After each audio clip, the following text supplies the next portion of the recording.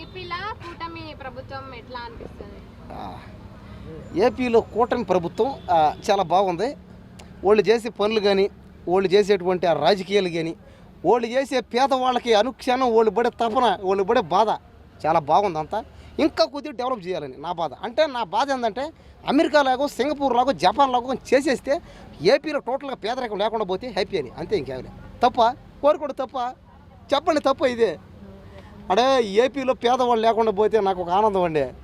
నేను పేదవాడినే, ఉద్యోగం లేదు, ఇల్లు లేదు, వాకిలి లేదు, పెళ్లి కాల, ఏమి లేదు. ఏపీలో పుట్టమే నేను చేసిన తప్ప. దయచేసి నాలాంటి పేదవాడికి ఇల్లు కట్టించండి, పెళ్లి చెయ్యండి, ఉద్యోగం ఇవ్వండి, అంతే. నెక్స్ట్ ఏపీలో కూటమి ప్రభుత్వం అదే వాళ్ళు చేసే పనితీరులు కానీ, పవన్ కళ్యాణ్ గారు అయితే నిజంగా అంటే ఎర్ర తీయేస్తున్నారు, అంతే.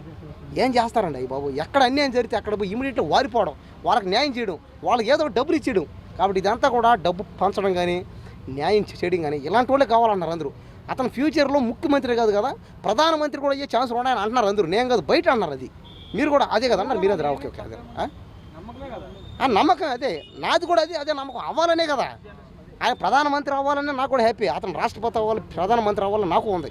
అయ్యి ఏపీలో టోటల్గా, ఏపీలో కాదు భారతదేశంలో టోటల్గా పేదరికం లేకుండా మొత్తం పోవాలి, స్మాష్ అయిపోవాలి, పేదరికం లేకుండా పోవాలి. అప్పుడు ఏమవుద్ది మనకి బాధలే ఉండవు, కష్టాలు ఉండవు, కన్నీళ్ళు ఉండవు. ప్రజలందరం ఒకటిగా కలిసిమెలిసి అందరం కులం, మతం అనే భాష తేడాలు లేకుండా అందరం కలిసిపోయి ఎంత బాగుంటుంది అప్పుడు దేశం, చెప్పండి. మనం అంతా ఒకటిగా ఉంటే ఎంత బాగుంటుంది. ఇవన్నీ ఎవరి చేతిలో ఉండదు? ఎవరి చేతిలో ఉండదు చెప్పండి, చెప్పరు మీరు. మీకు ఆ ధైర్యం లేదు, కానీ నాకు ఆ ధైర్యం ఉంది. మంచి చేశాను కాబట్టి, చేసే కెపాసిటీ ఉంది, చెప్పే దమ్ము ఉంది కాబట్టి మాట్లాడతా. మీకు అది లేదు, మీకు నాకు ఉంది.